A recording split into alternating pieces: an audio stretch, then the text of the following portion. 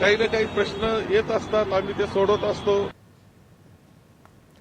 महाविकास आघाडीचा फॉर्म्युला सध्या 90-90-90 असा ठरलाय असं आज काँग्रेसचे बाळासाहेब थोरात यांनी सांगितलं आणि यापैकी 18 जागांना मित्रपक्षांना मिळणार आहेत. म्हणजे उद्धव ठाकरे आणि काँग्रेसची दोघांची उमेदवारांचं शतक करण्याची जी अपेक्षा होती ती हवेतच विरली आहे का? आपण दोघेही काय सांगाल?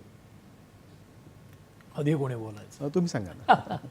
त्याच्यामध्ये शतक करण्याची अपेक्षा हवेतच विरली आहे का असं म्हणणं म्हणजे हे काही क्रिकेटचं मैदान नाही आहे शतक वगैरे मारण्याच्यासाठी.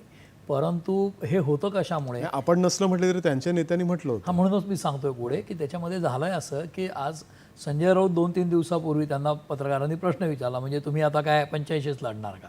कारण 3 पक्षांचा काल परवा 85-85-85चा फॉर्म्युला आला, म्हणजे 255 जागा तिघांच्या 85 ईच अशा. मग त्यावेळेला संजय राऊतांना विचारलं की सेंचुरी होणार नाही का, म्हणजे शतक 100 जागा नाही का? ते म्हणाले अजून सगळ्या ओव्हर व्हायच्यात, 25 ओव्हर व्हायच्यात आणि 2 6 आणि 1 4 मारले की आमचे 100 होतील. आता हे जे आहे हे रोजच्या रोज बाईट देणं, रोजच्या रोज बोलणं आणि स्वतःला कमिट करणं यातनं या अडचणी येतात. मला असं वाटतं की काँग्रेस हा पक्ष राष्ट्रीय पक्ष आहे आणि त्यांना हा जो 100-125 वर्षाचा अनुभव आहे, त्यामुळे त्यांचे नेते वेडेवाकडे रिॲक्ट होत नाहीत. नाना पटोले प्रदेशाध्यक्ष होते ते आणि संजय राऊतांचं जे काय आपण सगळ्या वाहिन्यांनी दाखवलं भांडण, त्याच्यानंतर बाळासाहेब थोरातांची नियुक्ती त्यासाठीच केली आहे की ते असे सीझन मॅच्युअर्ड लिडरशिप आहे की जे वेडवाकडं तरी काही बोलणार नाहीत किमान. आणि त्यामुळेच आत्ता 100 किंवा शतक करण्याची अपेक्षा. आता तुम्ही मला सांगा, उद्धव ठाकरेंचा पक्ष जो आहे ते मुख्यमंत्री असताना त्यांचे होते 56 आमदार. त्यांच्याकडनं एकनाथ शिंदे गेल्यानंतर, पक्षाबाहेर पडल्यानंतर आणि सत्ता गेल्यानंतर त्यांच्याकडे उरलेत 15-16 आमदार. शरद पवारांच्या पक्षातनं अजित पवार बाहेर पडल्यानंतर त्यांच्याकडे 14 आमदार उरलेत. अशा परिस्थितीत ज्यांच्याकडे 14 आणि 15 आणि 16 आमदार आहेत त्या माणसांना 100 जागा लढायला देणं हे जरा जास्तीच होतं किंवा अपेक्षा जरा जास्तीच आहे. त्यातल्या त्यात काँग्रेस राष्ट्रीय पक्ष आणि तो फुटला नाही आहे, 44 आमदार होते त्यांचे, तर त्यांना 100 द्यायला हरकत नव्हती किंवा तसं त्यांनी दावा केला तर फार वावगं नव्हतं. त्याचं कारण असं लोकसभेला त्यांना यश मिळालं होतं. त्यांचा 1 खासदार होता तो 13 झाले होते त्यामुळे, आणि 1 अपक्ष धरून 14 झाले होते. अशा परिस्थितीमध्ये काँग्रेस हा सगळ्यात मोठा पक्ष असूनही आज काँग्रेस दोघांच्या इतक्या जागा घेतोय हे त्याच्यामध्ये खरं तर त्यांनी तडजोड केली असं म्हणायला लागेल. आणि सेंचुरी मारण्याची भाषा मला वाटतं काँग्रेसच्या कोणी केली नव्हती, संजय राऊतांनी केली होती. आता त्याचं उत्तर संजय राऊतांना विचारायला लागेल की आता सेंचुरी मारणार कशी. ताई तुम्ही काय सांगाल? खरं तर महाविकास आघाडीने लोकसभा निकालांच्या पार्श्वभूमीवर विधानसभा निवडणुकांच्या आखाड्यात उतरायला जेव्हा प्रारंभ केला तेव्हा शिवसेना आणि काँग्रेस यांच्यामध्ये जागा वाटपावरून वाद होईल स्पष्ट होतं. किती होईल आणि तो किती ताणला जाईल याबद्दल वेगवेगळ्या अटकळी बांधल्या जात होत्या. शिवसेना खरं तर जसं सांगितलं आत्ता शैलेंद्र परांजपेंनी, अनेक आमदार पळून गेल्यानंतर त्यांच्याजवळ राहिलंच काय होतं.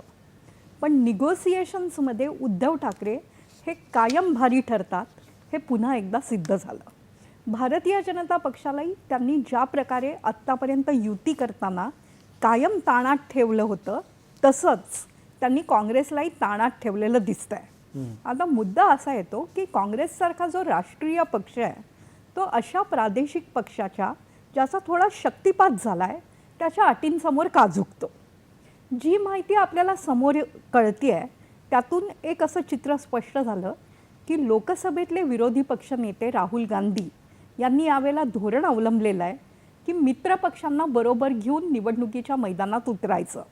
झारखंडमध्ये पण त्यांनी मुक्ती मोर्चाला जास्त जागा दिल्या आणि यावेळेला शिवसेनेबाबतही जरा उदार धोरण ठेवा असा त्यांनी निरोप पाठवला. ते स्वतः उद्धव ठाकरे यांच्याशी बोलले पण या परिस्थितीचा शिवसेनेने कसा फायदा घेतला तर आता अनिल देसाई जे शिवसेनेतर्फे चर्चेत सहभागी होत होते आणि संजय राऊत यांच्या आक्रमकतेनंतर सर्वाधिक उत्तम निगोशिएटर कोण होता तर अनिल देसाई. त्यांचे व्याही आहेत डॉक्टर सुनील देशमुख जे अमरावती मतदारसंघातले काँग्रेसचे नेते आहेत, आता उमेदवारही झाले आहेत. मध्यंतरी ते काही काळ भारतीय जनता पक्षाच्या छावणीतही जाऊन आले. त्यांची जागा देखील शिवसेनेने पहिल्या राऊंडमध्ये क्लिअर केली नाही. मग जिथे तुमची काही शक्ती राहिलेली नाही तिथे तुम्ही किती जागांसाठी आग्रह धरतात हा मूळ मुद्दा. लोकसभेत हे सांगली पॅटर्न नावाने काँग्रेसनी सहन केलं.